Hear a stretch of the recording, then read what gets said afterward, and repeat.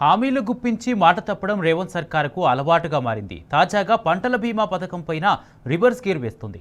ఈ పథకానికి సంబంధించిన ఇన్సూరెన్స్ ప్రీమియంను తామే చెల్లిస్తామని నేరుడు ప్రభుత్వం ప్రకటించింది. కానీ ఇప్పుడు నిబంధనల మార్పునకు కసరత్తు చేస్తుంది.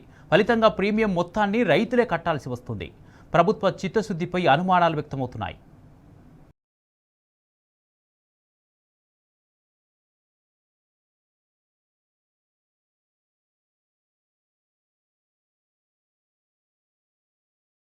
కాంగ్రెస్ సర్కారు మరో పథకంపై మాట మార్చేందుకు సిద్ధమైంది. రైతులకు ఇచ్చిన మరో హామీపై మడమ తిప్పనున్నది. పంటల బీమా పథకం ప్రీమియాన్ని ప్రభుత్వమే చెల్లిస్తుందన్న మాటను ఇప్పుడు వెనక్కి తీసుకోవాలనే యోచనలో ఉన్నది. ప్రీమియం సొమ్మును రైతుల నుంచే వసూలు చేసేందుకు నిర్ణయించినట్టు తెలిసింది. పంటల బీమా పథకాన్ని తెలంగాణలో అమలు చేయనున్నట్టు నిరుడు వ్యవసాయ శాఖ మంత్రి తుమ్మల నాగేశ్వరరావు ప్రకటించారు.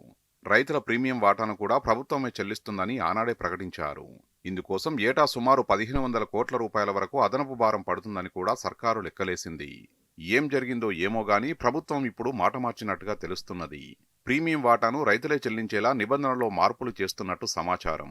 దీంతో కేంద్ర రాష్ట్ర ప్రభుత్వాలతో పాటు రైతులు తమ వాటా మొత్తాన్ని చెల్లించాల్సి ఉంటుంది. ఈ నేపథ్యంలో సర్కారు తీరుపై పెద్ద ఎత్తున విమర్శలు వ్యక్తమవుతున్నాయి.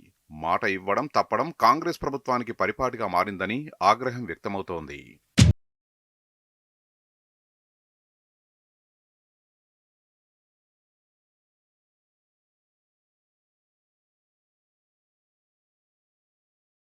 కాంగ్రెస్ సర్కారు పంటల బీమా పథకాన్ని మళ్లీ తెరపైకి తీసుకొచ్చింది.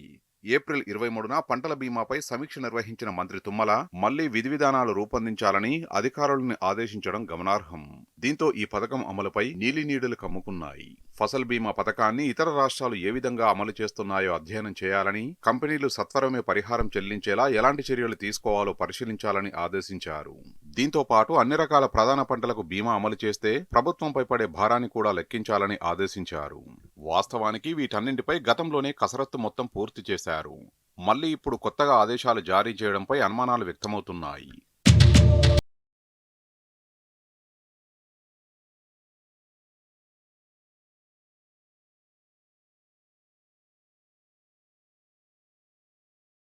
తెలంగాణలో రైతుల కోసం మళ్లీ పంటల బీమా పథకాన్ని ప్రారంభిస్తున్నట్టు అధికారంలోకి రాగానే కాంగ్రెస్ సర్కార్ ఆర్భాటంగా ప్రకటించింది.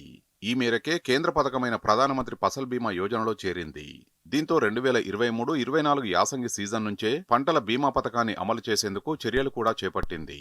ఇందుకు సంబంధించి వ్యవసాయ శాఖ అధికారులు నిబంధనలు కూడా రూపొందించారు. ఒక దశలో టెండర్ల వరకు కూడా వెళ్ళింది. కానీ తెర వెనుక ఏం జరిగిందో కానీ పంటల బీమాకు అక్కడితో బ్రేక్ పడింది. పార్లమెంటు ఎన్నికల కోడ్ పేరుతో టెండర్లను అటకెక్కించింది. ఎన్నికల తర్వాత వానాకాలంలో గత యాసంగిలోనూ అమలు చేయలేదు. ఇలా 3 సీజన్ల నుంచి పంటల బీమా పథకం అమలుపై సర్కారు నాంచుతూ వచ్చింది. ఇప్పుడు మళ్లీ ఈ పథకాన్ని తెరపైకి తీసుకురావడమే కాకుండా ఇప్పటికే పూర్తయిన ప్రక్రియకు మళ్లీ కొత్తగా ఆదేశాలు జారీ చేయడంపై రైతులు ఆగ్రహం వ్యక్తం చేస్తున్నారు.